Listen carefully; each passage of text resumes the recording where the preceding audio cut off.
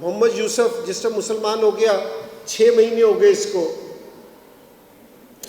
تو ایک کرکٹر تھے وہ پرانے ذوالقرنین، وہ سپورٹس کی جماعت کے امیر ہیں، انہوں نے اس سے پوچھا یوسف بتا کیسا جا رہا ہے، 6 مہینے ہو گئے تھے اسے. اس نے کہا کہ ذوالقرنین بھائی 6 مہینے ہو گئے ہیں میری ایک نماز بھی فجر کی مسجد کے بغیر نہیں ہے. پھر کہتے ہیں کہ جی 6 مہینے میں میری ایک بھی تہجد نہیں چھٹی. ایک ہے نا ورلڈ 11 کا میچ ہو رہا تھا، سو ہمارے نا اس میں 5 پلیئر کھیل رہے تھے ورلڈ 11 میں، رات کے ٹائم میچز تھے. تو وہاں مغرب کی اور عشاء کی نماز ہے نا وہ اذان دے کے پڑھ رہے تھے. تو ورلڈ 11 کا کپتان تھا اسٹیو فلیمنگ. فلیمنگ نے پوچھا، اور ایک سری لنکا کا بالر ہوتا تھا متایا مرلی دھرن، انہوں نے پوچھا کہ بھئی یہ تم کیا کرتے ہو کہ تم پہلے اپنے آپ کو کلین کرتے ہو، پھر لوگ آ کے گانا گاتے ہیں، اس کے بعد تم ایک جیسی ایکسرسائز کرتے ہو، یہ کیا ہے؟ تو اس کو بتایا کہ بھئی یہ ہم اپنے اللہ کی عبادت کرتے ہیں دن میں 5 دفعہ، اس طرح کہ اللہ کی عبادت کرنے سے پہلے اپنے آپ کو کلین کرتے ہیں، اس کو وضو کہتے ہیں ہم. جس کو تم گانا کہہ رہے ہو یہ اذان ہے، اذان دیتے ہیں. اور جس کو تم ایک جیسی ایکسرسائز کہہ رہے ہو کہ یہ نماز ہے، ہماری پریئر ہے، تو جو دن میں ہم 5 دفعہ دیتے ہیں. تو جو مرلی دھرن تھا نا وہ یہ کہتا ہے کہ مجھے بڑی اچھی لگی، اگر اگلی دفعہ تم یہ کرو تو میں تمہارے ساتھ کھڑا ہو کے یہ کر سکتا ہوں یا دیکھ سکتا ہوں تمہارے ساتھ بیٹھ کے. انہوں نے کہا کہ ضرور دیکھنا ہمارے ساتھ. تو مشتاق احمد ہمارا پلیئر تھا، اس نے فلیمنگ سے پوچھا کہ فلیمنگ ہم تو اللہ کی مان کے زندگی گزارتے ہیں، تم کس کی مان کے زندگی گزارتے ہو؟ تو اس نے مجھے بتایا کہ جی فلیمنگ کی آنکھوں میں پانی آ گیا. اس نے کہا کہ ہمیں نہیں پتہ کہ ہم کس کو مان کے زندگی گزارتے ہیں، ہم اسی طرح ہی زندگی گزارتے ہیں. تو بھئی یہ تو اللہ کا شکر ہے کہ جتنا شکر ہم کریں نا کہ اللہ نے ہمیں مسلمان پیدا کیا، اس کا ساری زندگی شکر ادا کرے. اس چیز کا شکر ادا کرے کہ اللہ نے ہمیں حضور صلی اللہ علیہ وسلم کی امت میں پیدا کیا، اس کی ساری زندگی شکر ادا کرے. سو بھئی یہ ساری جو سی دنیا ہے نا یہ ہمارے انتظار میں ہے کہ ہم ان کو بتائیں کہ بھئی کامیابی کس میں ہے. دوسری ایک اور چیز آپ کو بتاتا ہوں، 2-1 واقعے سے تو 5-10 منٹ لے لوں، سو میرے خیال میں کوئی ایسی بات تو نہیں ہوگی. ایک کلب ہے انگلینڈ میں لیشنگ، اس سے صرف ساری دنیا کے نا انٹرنیشنل پلیئر آ کے کھیلتے ہیں اور کوئی نہیں کھیل سکتا اس سے. انٹرنیشنل پلیئر کھیلتے ہیں، میں بھی صبر میں جاتا ہوں، میں بھی کھیلتا ہوں، میری بھی ملاقات ہو جاتی ہے اپنے جو میرے ساتھ دوسرے ملکوں کے پرانے پلیئر کھیلے ہوئے تھے. ایک دن میچ ختم کر کے آئے ہم، اب اسی طرح اپنے ڈریسنگ روم میں آ کے بیٹھے تو ثقلین مشتاق ہے نا جو آج کل پاکستان کا کوچ ہے، یہ میرے سے کہتا ہے کہ انزی بھائی میں دعوت دوں ان کو دین کی دعوت دوں. میں نے کہا کہ ضرور دو. تو ثقلین نے ان کو دعوت دی، اس کو بتایا کہ بھی ہم کس طرح اپنے اللہ کی بات مان کے زندگی گزارتے ہیں، کس طرح اللہ کے رسول کے طریقے کے مطابق زندگی گزارتے ہیں، کس طرح اپنے والدین کی خدمت کرتے ہیں. ساری چیزیں خیر اس کو بتائی کہ جی ہم دین ہمارا کیا ہے کیا نہیں ہے.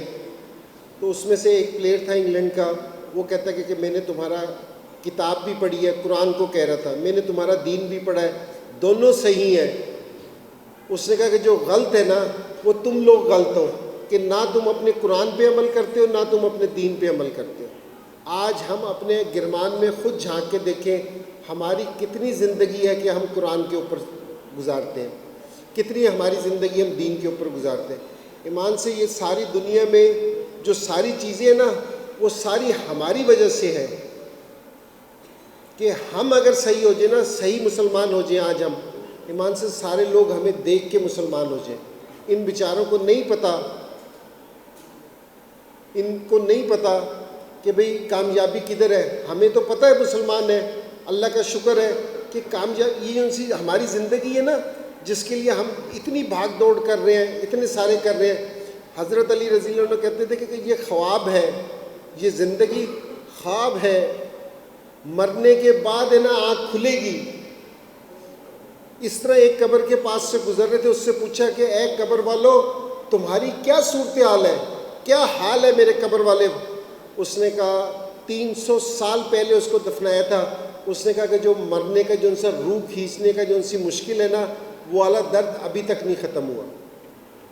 سو بھائی تھوڑی سی جو ان سی اپنی زندگی ہے نا، تھوڑی سی ہمیں نا دین سیکھنے پہ لگائیں کہ ہم ہے نا ہمارے ساروں کے ذمے، ایک تو دیکھو میری ساروں سے کہ جی نماز ہے نا اپنی کوئی نہ چھوڑے کسی بھی حال میں۔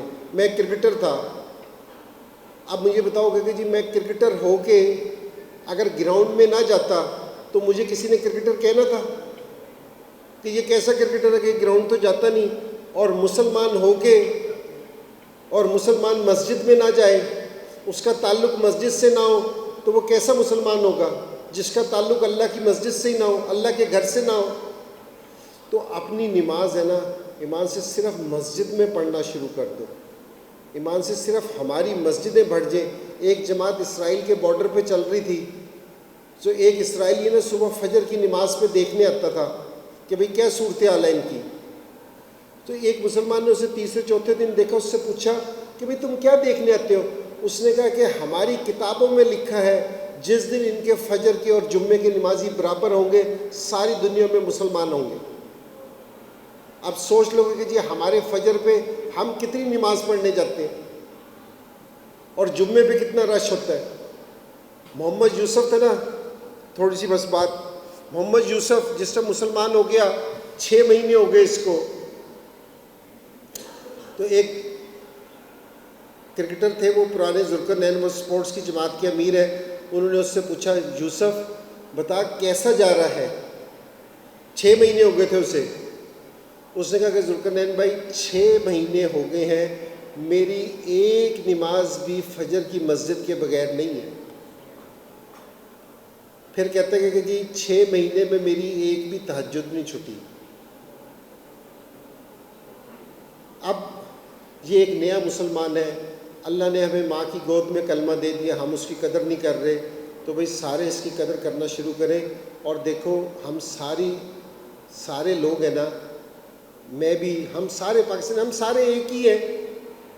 سو ہم سارے صبح سے شام تک ہے نا اس رزق کے لیے، اس روزی روٹی کے لیے، بچوں کے لیے بھاگتے پھرتے ہیں۔ جو اللہ رزق دینے والا ہے نا، اللہ کیا کہتے ہیں کہ میں رزق صبح کے ٹائم دیتا ہوں، فجر سے اشراق تک کا جو ان سا ٹائم ہے نا، اس میں اللہ رزق ساری دنیا کے ہر جاندار کو، پرند کو، چرند کو، ساروں کو صبح فجر کے ٹائم میں نا رزق ڈیسائیڈ ہوتا ہے کہ جی فجر کے ٹائم رزق دیا جائے، اور ہم سارے فجر کے ٹائم سوئے ہوئے ہوتے ہیں۔